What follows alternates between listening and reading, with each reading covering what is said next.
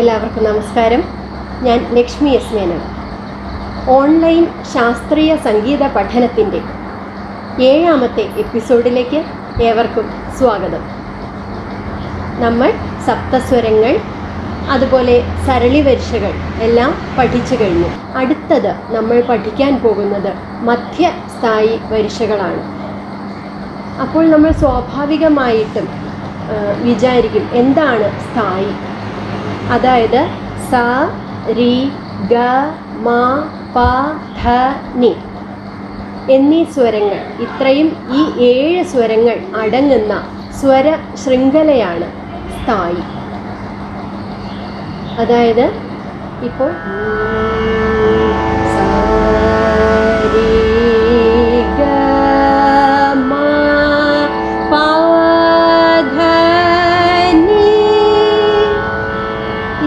വരെയാണ് ഒരു സ്ഥായി, അതായത് മധ്യസ്ഥായി. അതിനു മുകളിൽ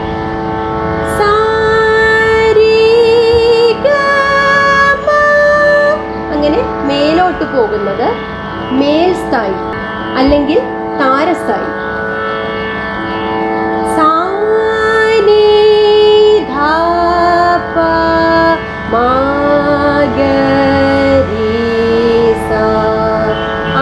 കഴിഞ്ഞ് താഴേക്ക് പാടുന്നത് സാ നീ ധ. അങ്ങനെ താഴേക്ക് പാടുന്നത് കീഴ്സ്ഥായി അഥവാ മന്ത്രസ്ഥായി. സ്ഥായികൾ മധ്യസ്ഥായി, മന്ത്രസ്ഥായി, താരസ്ഥായി എന്നിങ്ങനെ 3 എണ്ണമാണ് ഉള്ളത്. അതിനും മേലോട്ട് ഉള്ളത്, അതിനും മുകളിലേക്ക് ഉള്ള താരസ്ഥായിക്ക് മുകളിലുള്ളത് അതിതാരസ്ഥായി എന്നും മന്ത്രസ്ഥായിക്ക് കീഴെയുള്ളത് അനുമന്ത്രസ്ഥായി എന്നും പറയുന്നു. ഏറ്റവും അധികം ശാരീര ഗുണമുള്ള ഒരാൾക്ക് 3 സ്ഥായിയിലും പാടാൻ സാധിക്കും എന്നാണ് പറയുന്നത്. ഇപ്പോൾ സ്ഥായി എന്താണെന്ന് ചെറിയ ഒരു അറിവ് നിങ്ങൾക്ക് ലഭിച്ചിട്ടുണ്ടാകും എന്ന് വിശ്വസിക്കുന്നു. നമ്മൾ ഇപ്പോൾ പഠിക്കാൻ പോകുന്നത് മധ്യസ്ഥായി വരിശകൾ ആണ്. മധ്യസ്ഥായി വരിശകൾ 5 എണ്ണമാണ് ഉള്ളത്.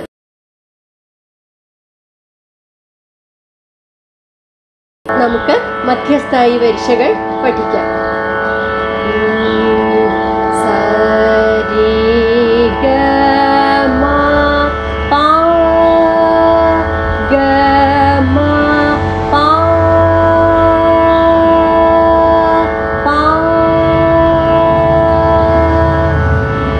പാടാം. സ രി ഗ മ പ ഗ മ പ പ സ രി ഗ മ പ ഗ മ പ ഒന്നുകൂടി പാടാം. സ രി ഗ മ പ ഗ മ പ പ ഗ മ പ ധ നീ ധ പ മ ഗ മ പ ധ നീ ധ പ മ ഗ മ പ ഗ മ ഗ രി സ. ഒന്നുകൂടി പാടാം. ഗ മ പ ധ നീ ധ പ മ ഗ മ പ ഗ മ ഗ രി സ. ഒരു പ്രാവശ്യം കൂടി പാടിത്തരാം. സ രി ഗ മ പ ഗ മ പ പ ഗ മ പ ധ നീ ധ പ മ ഗ മ പ ഗ മ ഗ രി സ. നമുക്ക് അതൊന്ന് താളമിട്ട് പാടി നോക്കാം. സരളി വരിശകൾ പഠിച്ചപ്പോൾ അതിൽ നമ്മൾ പാക്ക് ഒരു ദീർഘമിട്ടപ്പോൾ ഞാൻ നേരത്തെ പറഞ്ഞിരുന്നു ദീർഘം അക്ഷരമായിട്ട് കൂട്ടുമെന്ന്.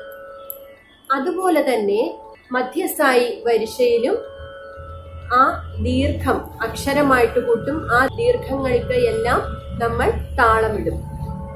അതൊന്ന് പ്രത്യേകം ശ്രദ്ധിക്കുക. നമുക്ക് താളം ഒന്ന് നോക്കാം. സരി ഗ മ പ ഗ മ പ പ. ഓരോ പായ്ക്കും 3 ദീർഘം വീതമുണ്ട്. അതൊന്ന് പ്രത്യേകം ശ്രദ്ധിക്കുക. സരി ഗ മ പ ഗ മ പ പ ഗ മ പ ധ നീ ധ പ മ ഗ മ പ ഗ മ ഗ രി സ. സരി ഗ മ പ ഗ മ പ പ ഗ മ പ ധ നീ ധ പ മ ഗ മ പ ഗ മ ഗ രി സ. ഇനി നമുക്ക് അതൊന്ന് രണ്ടാം കാലത്തിൽ പാടി നോക്കാം. സരി ഗ മ പ ഗ മ പ പ ഗ മ പ ധ നീ ധ പ മ ഗ മ പ ഗ മ ഗ രി സ. നമുക്കതിന്റെ മൂന്നാം കാലം പാടി നോക്കാം. സരി ഗ മ പ ഗ മ പ പ ഗ മ പ ധ നീ ധ പ മ ഗ മ പ ഗ മ ഗ രി സ. സരി ഗ മ പ ഗ മ പ പ ഗ മ പ ധ നീ ധ പ മ ഗ മ പ ഗ മ ഗ രി സ. നമുക്കതിന്റെ നാലാം കാലം നോക്കാം. സരി ഗ മ പ ഗ മ പ പ ഗ മ പ ധ നീ ധ പ മ ഗ മ പ ഗ മ ഗ രി സ. സരി ഗ മ പ ഗ മ പ പ ഗ മ പ ധ നീ ധ പ മ ഗ മ പ ഗ മ ഗ രി സ.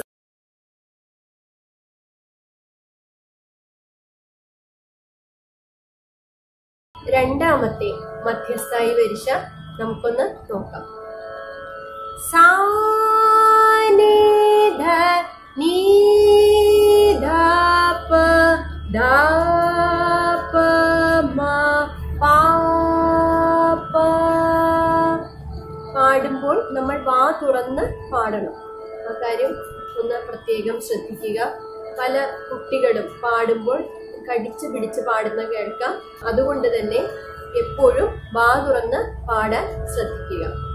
സാ നീ ധ നീ ധ പ ധ പ മ പ പ. ഒന്നുകൂടി പാടാം.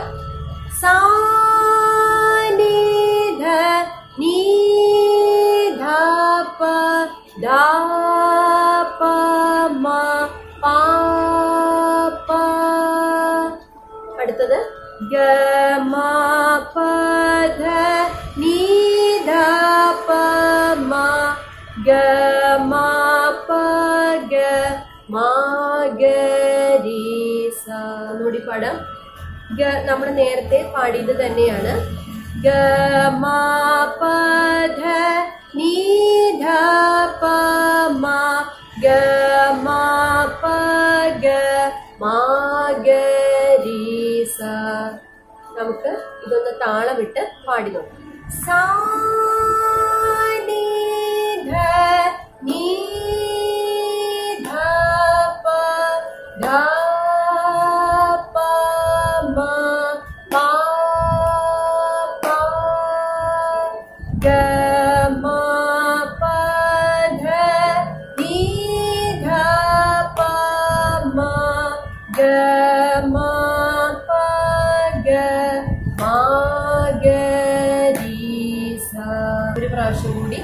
പാടി നോക്കാം. സാ നി ധ നീ ധ പ ധ പ മ പ പ ഗ മ പ ധ നീ ധ പ മ ഗ മ പ ഗ മ ഗ രി സ. നമുക്കത് രണ്ടാം കാലത്തിൽ പാടി നോക്കാം. സാ നി ധ നീ ധ പ ധ പ മ പ പ ഗ മ പ ധ നീ ധ പ മ ഗ മ പ ഗ മ ഗ രി സ. രണ്ടാം കാലത്തിൽ ഒരടിക്ക് രണ്ടക്ഷരമാണ്. ഒന്നുകൂടി പാടാം. സാ നി ധ നീ ധ പ ധ പ മ പ പ ഗ മ പ ധ നീ ധ പ മ ഗ മ പ ഗ മ ഗ രി സ. ഇനി നമുക്ക് അതിന്റെ മൂന്നാം കാലം പാടുന്നു. സാ നി ധ നീ ധ പ ധ പ മ പ പ ഗ മ പ ധ നീ ധ പ മ ഗ മ പ ഗ മ ഗ രി സ. സാ നി ധ നീ ധ പ ധ പ മ പ പ ഗ മ പ ധ നീ ധ പ മ ഗ മ പ ഗ മ ഗ രി സ. ഇനി നാലാം കാലം പാടുന്നു. നാലാം കാലത്തിൽ ഒരടിക്ക് 8 അക്ഷരമാണ്. സാ നി ധ നീ ധ പ ധ പ മ പ. എല്ലാവർക്കും മനസ്സിലായി എന്ന് വിശ്വസിക്കുന്നു. എല്ലാവരും എല്ലാ ദിവസവും ഇത് പ്രാക്ടീസ് ചെയ്യുക. നമ്മൾ പുതിയതായി പഠിക്കുന്ന പാഠങ്ങൾ മാത്രമല്ല, ആദ്യം മുതൽ സപ്തസ്വരം മുതലുള്ള സ്വരങ്ങൾ എല്ലാ ദിവസവും കൃത്യമായി തന്നെ പ്രാക്ടീസ് ചെയ്യണം. അതിനായി ഒരു നിശ്ചിത സമയം നിങ്ങൾ മാറ്റിവെക്കണം.